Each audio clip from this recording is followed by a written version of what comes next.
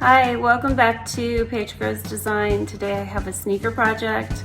I created it in June in honor of the LGBTQ month, but I didn't get it posted to my blog. I did a story on Instagram, but I want to share it with you today.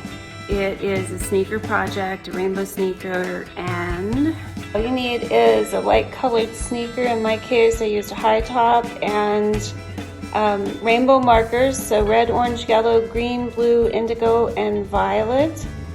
I made my rainbow pretty precise. You can freehand it if you want, but I cut a little piece of hard cardboard to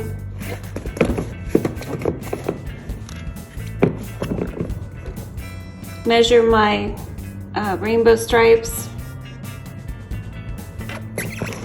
And then I used the violet and the red to make a little polka dot pattern on the tongue of the sneaker.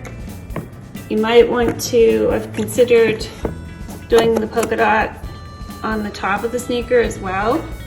Haven't quite decided. I'll do a little time lapse and let you see how it shapes up.